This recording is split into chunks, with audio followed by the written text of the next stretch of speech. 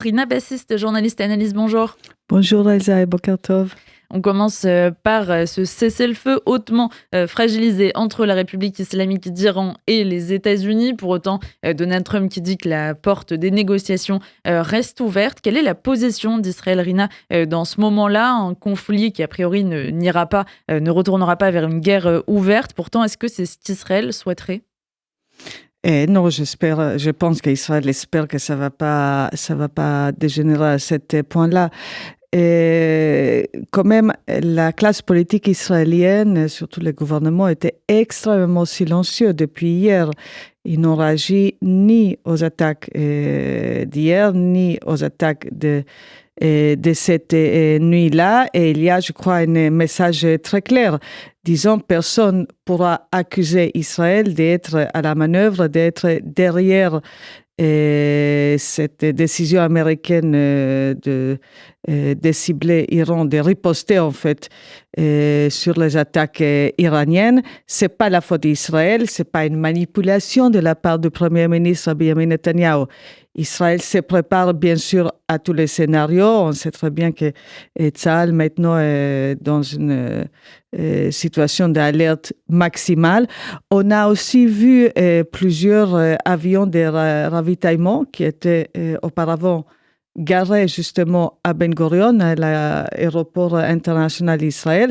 Ces avions qui ont quitté il y a une semaine Israël après une demande, tout simplement, c'était plus possible de les garder parce que ça empêchait des vols commerciaux d'arriver sur le sol israélien. Donc, il y avait plusieurs de ces avions qui sont partis vers l'Europe et vers le Royaume-Uni ces dernières semaines. Là, ils sont de retour petit à petit.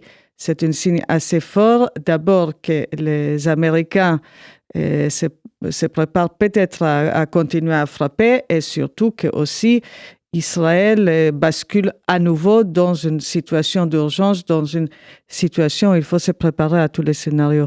On est toujours dans ces 60 jours prévus par le préaccord entre la République islamique d'Iran et les États-Unis. Où en est-on? On n'entend plus trop parler de ce qui peut être décidé dans les négociations. Et est-ce que le Hezbollah, le Liban, ça fait toujours partie des discussions?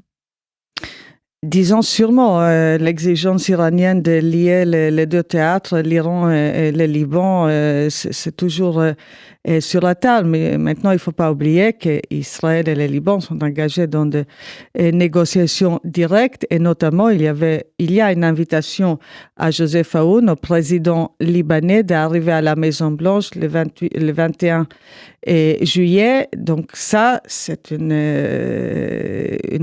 sera une avancée assez considérable, même si Joseph Aoun a très clairement dit qu'il n'y aura pas à ce stade-là une rencontre avec Benjamin Netanyahu, parce qu'on a vu des publications ces derniers jours comme s'il y a un rendez-vous entre Netanyahu et Trump qui se prépare.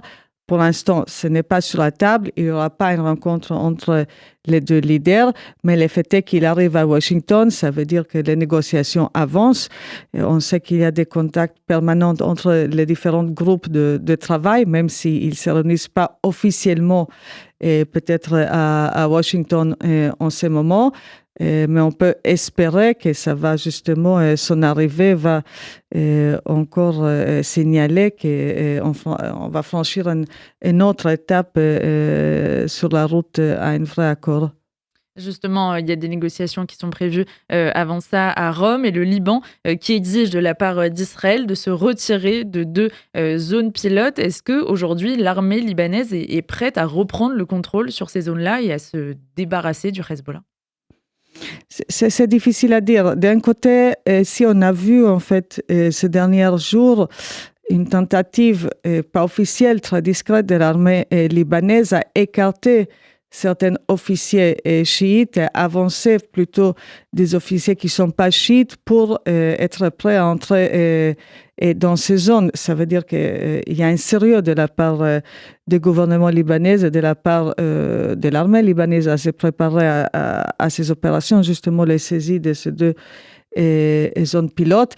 Mais l'idée est bien sûr que ces forces libanaises vont être accompagnées par soit des experts américains, soit par des soldats américains. On ne connaît pas encore exactement les paramètres, mais ça sera avec un accompagnement très très serré de l'armée ou de l'administration américaine, justement pour s'assurer que ça sera possible.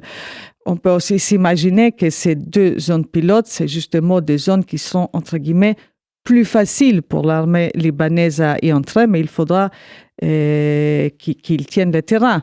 Même si, pour l'instant, ces 2 zones, il n'y a pas vraiment de militants de Hezbollah sur place, il faudra que l'armée libanaise assure qu'il n'y aura pas de militants de Hezbollah qui vont y entrer.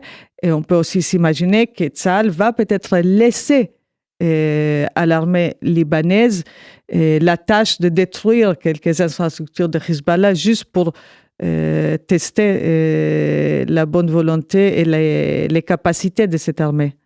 Dans le même temps, on a le président américain qui a multiplié les contacts et les rencontres, à la fois du côté de la Syrie et du côté de la Turquie. On voit que c'est des positions qui divergent aussi de ce que pourrait vouloir Israël. Donald Trump qui affirme d'ailleurs qu'il va retirer la Syrie de la liste américaine des États soutenant le terrorisme. Qu'est-ce qu'il fait, Donald Trump, sur ces 2 sujets, à la fois Syrie et Turquie, et en quoi ça inquiète Israël? Et je dirais que le sujet qui inquiète vraiment Israël, c'est d'abord la Turquie, avant la Syrie, parce que je crois que tout le monde, on s'attendait qu'il y aura cette mesure de écarter maintenant la Syrie de cette liste terroriste, en vue justement de tous les engagements américains et européens d'essayer d'aider à redresser ce pays. Et les gros dossiers inquiétants pour Israël, c'est bien sûr la Turquie, avec cette intention américaine, l'intention de la Maison-Blanche, en tout cas, de vendre à la Turquie les F-35. Ce ne sera pas une chose évidente, même si le président Trump a bien dit qu'il aimerait bien les vendre à son grand ami Erdogan, parce qu'il y a encore le Congrès qui peut peut-être pas complètement empêcher, mais qui peut durer cette histoire très très longtemps. Donc ça, c'est une sorte de carte d'assurance pour Israël, au moins pour le court terme. Mais cette intention-là, cet partenariat même, on peut dire, entre le président Trump et le président Erdogan, c'est quelque chose qui pour Israël est très très difficile à avaler. Et il y a peut-être même des craintes qu'au niveau stratégique, soudainement, c'est la Turquie qui va devenir une sorte de partenaire stratégique pour les États-Unis au lieu d'Israël. Parce que les deux, c'est pas vraiment compatible.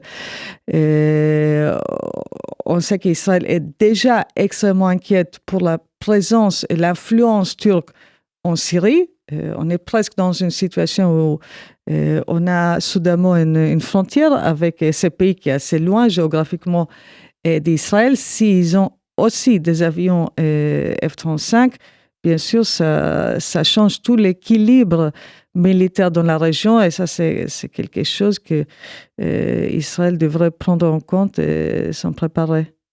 En Israël à présent, est le chef du Shin Bet, David Zini, qui explique qu'il a accepté son poste en raison de sa capacité à faire preuve de, je cite, loyauté à l'égard des responsables élus. Quelle réaction ça a suscité en Israël, et comment vous l'interprétez, cette déclaration, Rina? Mais bien sûr, c'était une déclaration extrêmement controversée en Israël, parce que ça s'ajoute aussi à révélation dans la Haaretz, notamment juste quelques jours avant sa nomination. Haaretz qui a révélé qu'à l'époque, dans certaines circonstances, David Zini a dit que tous les chefs de Shin Bet qui le précédaient, ils ont commis l'erreur justement à ne pas afficher leur loyauté envers le leadership politique comme la première priorité. Et donc, si on ajoute ça à ce qui a été révélé maintenant, il y a de quoi s'inquiéter. Et bien sûr, il y a une hiérarchie. Il y a une hiérarchie là où l'échelon professionnel, notamment les Shin Bet, les Mossad, toutes les agences de sécurité doivent obéir à la classe politique. Ça va de soi que c'est la classe politique qui donne l'orientation, et c'est pas le niveau professionnel qui décide. Mais au-dessous de tout ça, il y a la loi, il y a les cours. Le gouvernement de Benjamin Netanyahu est engagé depuis plus que 3 ans, bien avant le 7 octobre, dans une campagne pour justement changer l'équilibre entre le judiciaire et l'exécutif. Si vraiment le chef de Shin Bet estime que sa loyauté vis-à-vis de M. Netanyahou prime surtout, on se demande est-ce qu'il peut encore continuer à fonctionner comme un gardien de la démocratie israélienne, parce que c'est comme ça que beaucoup d'Israéliens voient justement le rôle de la Shin Bet. Peu importe qui est élu lors des prochaines élections, lui, son mandat au chef du Shin Bet, il continuera? Oui, son mandat continuera. Justement, c'est ça le fondement de la démocratie, que ça ne dépend pas directement de la classe politique. Il y avait son oncle qui était interviewé ce matin sur la radio, qui a insisté quand même que s'il aura un choix entre une directive par le Premier ministre Benjamin Netanyahu et une directive contradictoire de la part de la Cour suprême, bien sûr, il va obéir à la loi. Et après, on peut se demander, est-ce que l'oncle de M. Zinni, est-ce qu'il sert vraiment comme son porte-parole? Je laisse un grande point d'interrogation sur cela.